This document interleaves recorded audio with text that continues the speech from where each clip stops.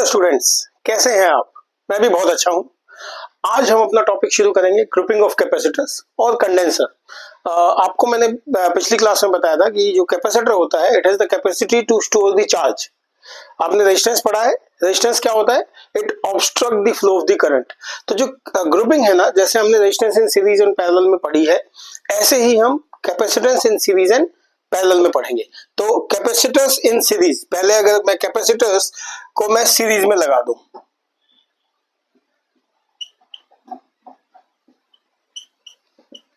Okay, तो कैसे लगाएंगे?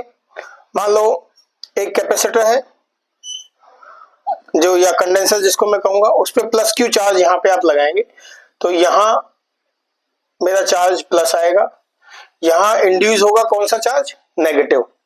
ठीक है, फिर मेरा दूसरा कैपेसिटर यहां लगा हुआ है जिसपे प्लस क्यू चार्ज मेरा यहां से मूव होके आएगा।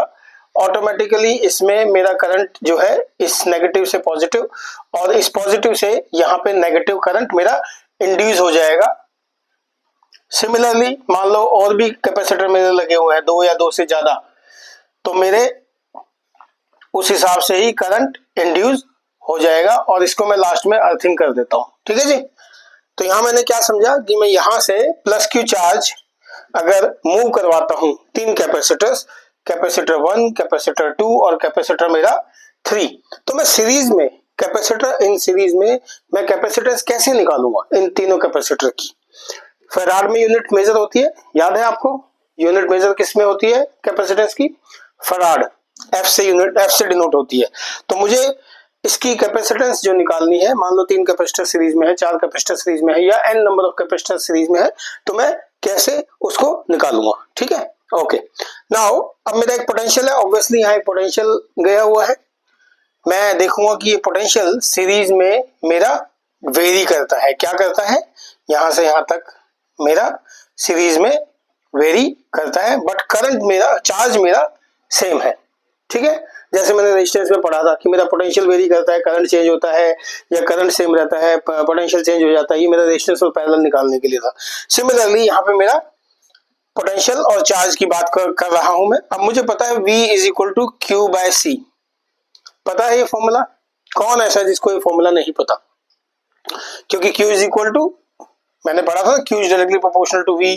सो Q, इसको प्रोपोर्शनल साइन को अगर मैं हटा दूंगा तो Q is equal to C V. ये मेरा फॉर्मूला है कैपेसिटेंस, चार्ज और पोटेंशियल का। नाउ V1 जो मेरी यहाँ की पोटेंशियल है इस कैपेसिटर में, इस चार्ज सेम है by C1, V2 charge same है by C2, V3 charge same है बाय C3। इसकी पोटेंशियल निकाल दी, इसकी पोटेंशियल निकाल दी और इसकी पोटेंशियल निकाल दी।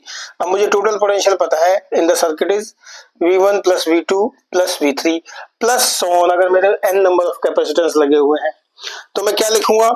V in series is equal to V1 plus V2 plus V3, that means Q by C in series, मैं यहाँ पे सीरीज लिख देता हूँ, is equal to Q by C1, Q by C2, Q by C3।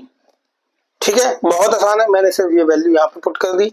Now I can write Q by C series is equal to Q मेरा common हो गया, 1 by C1, 1 by C2 and 1 by C3 and so on. अगर मेरे बहुत सारे हैं तो Q से Q कैंसिल हो गया। Therefore capacitance in series is written as 1 by C1 plus 1 by C2 plus 1 by C3 and so on. अगर मेरे 4 है, 5 है, 6 है, मैं इसको इस तरह से लिख सकता हूं। ठीक है बच्चों, ये फॉर्मूला आपको याद रखना है। इसी फॉर्मूले के बेस पे न्यूमेरिकल्स आपके आएंगे। न्यूमेरिकल में आपको दिया जाएगा, मान लो दो कैपेसिटर सीरीज में लगा दिए, तीन कैपेसिटर पैरेलल में लगा दिए, अभी पैरेलल का भी फॉर्मूला बताऊंगा। तो कॉम्बिनेशन ऑफ वो दे दिया आपको कैपेसिटर्स या कंडेंसर्स, उसके बाद आपको निकालनी होगी उसकी capacitance in a given circuit. तो आप ये फॉर्मूला लगाएंगे सीरीज में। अब हम बात करते हैं पैरेलल में। ठीक है, अब हम पैरेलल की बात करते हैं। कैपेसिटर इन पैरेलल, उसके लिए मैं इसको सारे को रब करना पड़ेगा मुझे।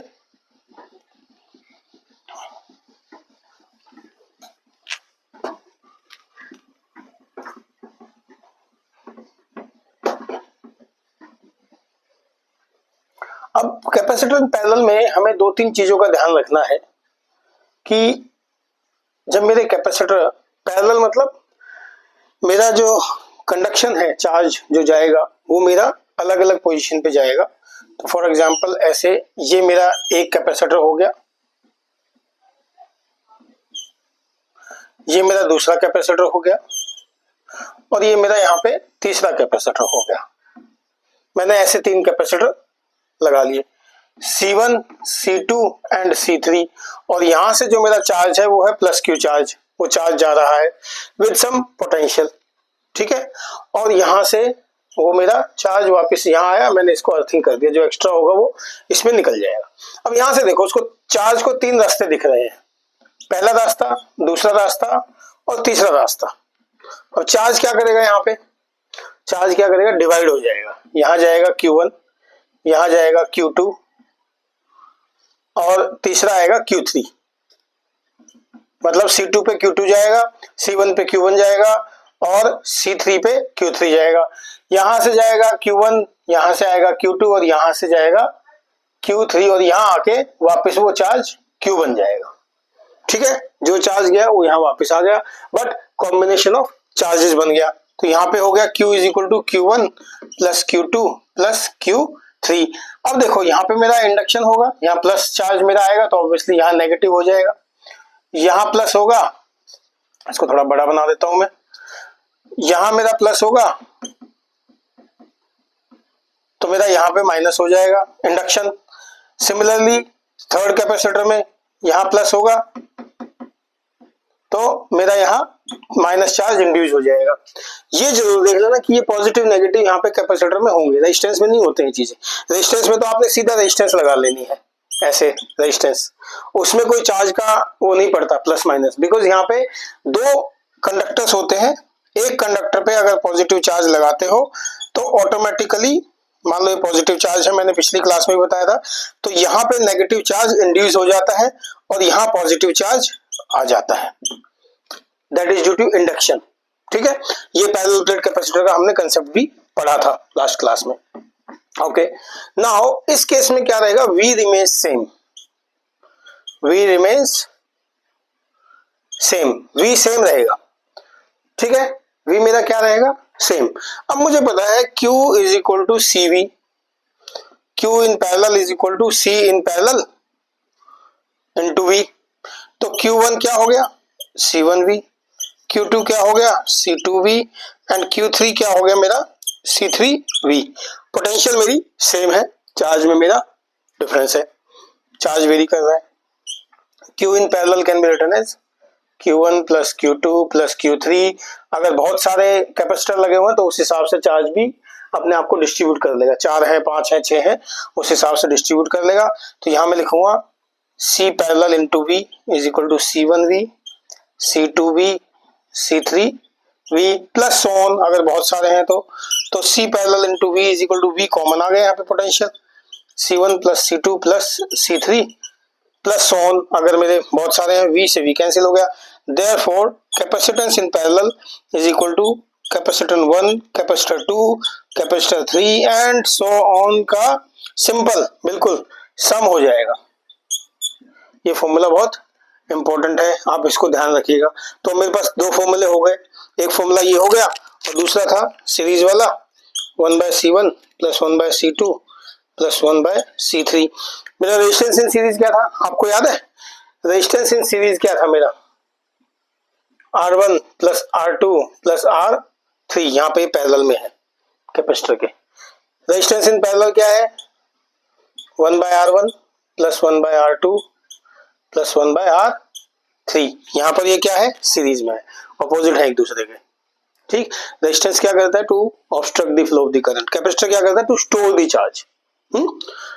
थोड़ा सा दोनों फॉर्मूले ऑल्टरनेट है एक दूसरे के, उस हिसाब से आप याद करिएगा और इसके बेसिस पे अपने न्यूमेरिकल्स करिएगा। कुछ इस पे डाउट हो तो प्लीज मुझसे पूछिएगा और मेरे चैनल को सब्सक्राइब करें, लाइक करें, शेयर करें अपने फ्रेंड्स के साथ और कमेंट करके मुझसे डाउट पूछें। और इसमें कुछ भी न्यूमेरिकल रिलेटेड जो है वो मैं बाद में कराऊंगा, न्यूमेरिकल्स वो हम उसके डाउट्स वहां पे क्लियर करेंगे। Thank you so much.